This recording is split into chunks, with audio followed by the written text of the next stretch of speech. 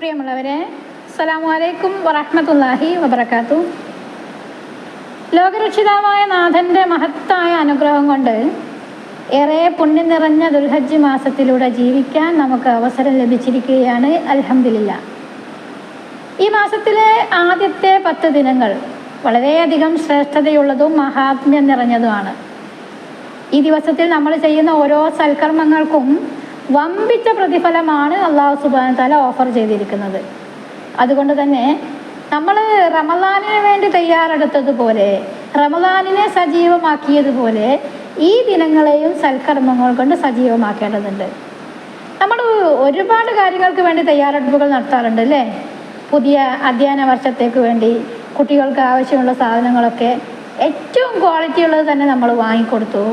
അതുപോലെ അധ്യാപകർ എത്ര പ്രാക്ടീസുള്ള ആളായിരുന്നാലും ശരി, കുട്ടികളെ സ്വീകരിക്കാൻ, അവരോട് സംസാരിക്കാൻ, ക്ലാസ്സുകൾ കൂടുതൽ മെച്ചപ്പെടുത്താനൊക്കെ അവർ മനസ്സുകൊണ്ടൊന്ന് ഒരുങ്ങിയിരുന്നു.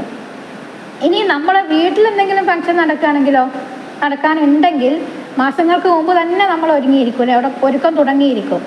അപ്പോൾ ഇതുപോലെ ദുൽഹജ്ജിലെ ആദ്യത്തെ 10 ദിനങ്ങൾക്ക് വേണ്ടി നമ്മൾ ഒരുങ്ങിയിട്ടുണ്ടോ? നമ്മൾ തയ്യാറെടുത്തിട്ടുണ്ടോ?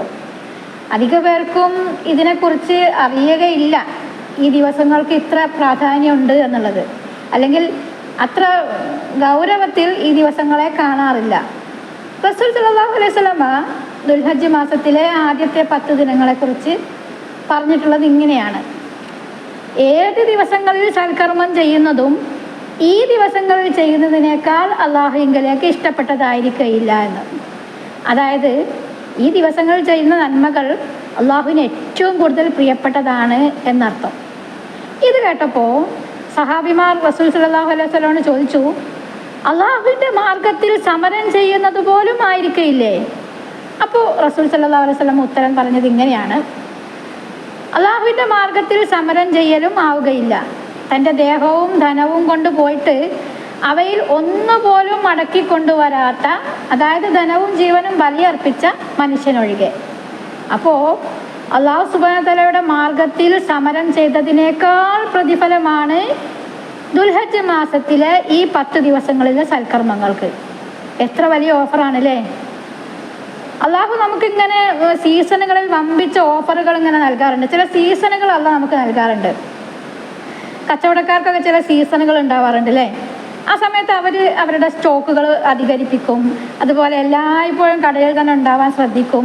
വളരെയധികം ജാഗ്രതയോടെ ആയിരിക്കും അവർ കച്ചവടം ചെയ്യുന്നത്. അതുപോലെ അല്ലെങ്കിൽ അതിനേക്കാൾ കൂടുതൽ ജാഗ്രതയോടെ ആയിരിക്കണം അല്ലാഹു സുബ്ഹാനഹു വ തആല നമുക്ക് നൽകിയ ശ്രേഷ്ഠതയേറിയ ഈ 10 ദിനങ്ങൾ ഉപയോഗപ്പെടുത്താൻ. കാരണം റമളാൻ ഇപ്പോൾ കഴിഞ്ഞു. റമളാനിൽ നമ്മൾ നേടിയെടുത്ത ചില ചിട്ടകൾ, നമ്മുടെ ഈമാൻ, ചില തീരുമാനങ്ങൾ, ഇതിലൊക്കെ ഇങ്ങനെ ചെറിയ ചെറിയ വീഴ്ചകൾ വന്നു തുടങ്ങിയിട്ടുള്ളത് നിങ്ങൾ മനസ്സിലാക്കിയിട്ടുണ്ടാവും അല്ലേ? ചില വീഴ്ചകൾ ഇങ്ങനെ വന്നു തുടങ്ങുന്നുണ്ടാവും. അതിനെയൊക്കെ തിരിച്ചു പിടിക്കാൻ നമുക്ക് ഈ മാസം കൊണ്ട് കഴിയും, ഈ 10 ദിനങ്ങൾ കൊണ്ട് കഴിയും. അതിനുള്ളൊരു ചാൻസ് കൂടിയാണ് ഈ 10 ദിനങ്ങൾ. നമ്മൾ വിചാരിക്കും വർക്കിൻ്റെ ഇടയിൽ എനിക്ക് കൂടുതൽ സൽക്കർമ്മങ്ങളൊന്നും ചെയ്യാൻ കഴിയണില്ലല്ലോ എന്നൊക്കെ. നിത്യജീവിതത്തിൽ നമ്മൾ ചെയ്യുന്ന വർക്കിനോടൊപ്പം തന്നെ നമ്മളൊന്ന് മനസ്സ് വെച്ചാൽ എന്ത് ചെയ്യും? നമുക്ക് സൽക്കർമ്മങ്ങൾ ചെയ്യാൻ കഴിയും.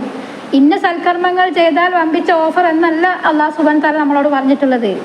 ചെറുതും വലുതുമായ എല്ലാ സൽക്കർമ്മങ്ങളും അതിൽ ഉൾപ്പെടും. അത് മറ്റുള്ളവരോട് പുഞ്ചിരിച്ചാവാം, സലാം പറഞ്ഞാവാം, സഹായം ചെയ്തും, നമസ്കാരം കൃത്യസമയത്ത് നിർവഹിച്ചും, ദാനധർമ്മങ്ങൾ അധികരിപ്പിച്ചും, ദിക്റുകൾ ചൊല്ലിയും, നോമ്പനുഷ്ഠിച്ചും, രാത്രി നമസ്കാരം നിർവഹിച്ചും, ഖുർആൻ പാരായണം ചെയ്തും, ഖുർആൻ പഠിച്ചും, അതുപോലെ മറ്റുള്ളവരെ ആശ്വസിപ്പിച്ചും, മറ്റുള്ളവരെ കേട്ടുകൊടുത്തും, സമാധാനിപ്പിച്ചും, അയൽവാസികളുടെ നല്ല നിലയിൽ പെരുമാറിയും, കുടുംബബന്ധം പുലർത്തിയും ഒക്കെ എന്ത് ചെയ്യാം? നമുക്ക് നന്മകൾ വാരിക്കൂട്ടാം.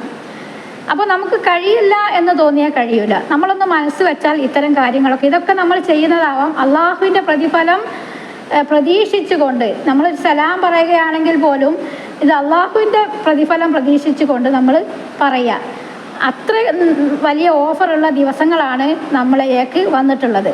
അപ്പോൾ അള്ളാഹുവിൻ്റെ ഈ പ്രത്യേക കാരുണ്യത്തെ നമ്മൾ നന്നായി പ്രത്യേകം ശ്രദ്ധിക്കുക. കൂടുതൽ ജാഗ്രതയുള്ളവരാവുക. കൂടാതെ ഇത്തരം സൽക്കർമ്മങ്ങൾ, ഇത്തരം അമ്പിച്ച പ്രതിഫലത്തിന് പുറമെ ഈ ദിനങ്ങൾക്ക് ഒരുപാട് പ്രത്യേകതകളുണ്ട്. ഇസ്ലാമിലെ മുഖ്യമായ ആരാധനകളെല്ലാം സമ്മേളിക്കുന്നത് ഈ ദിവസത്തിലാണ്. ഈ ദിവസങ്ങളിൽ നമസ്കാരമുണ്ട്, നോമ്പുണ്ട്, സദക്കയുണ്ട്, അറഫാ ദിനമുണ്ട്, ഹജ്ജുണ്ട് അല്ലേ.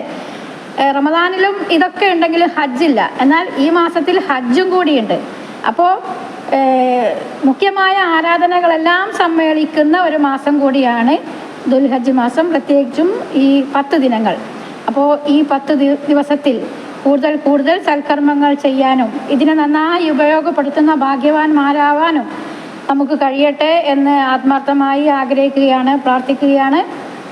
ഞാൻ അവസാനിപ്പിക്കുന്നു. അള്ളാഹു നമ്മളെ അനുഗ്രഹിക്കുമാറാവട്ടെ. അസ്സലാമു അലൈക്കും വറഹ്മത്തുള്ളാഹി വബറകാതുഹു.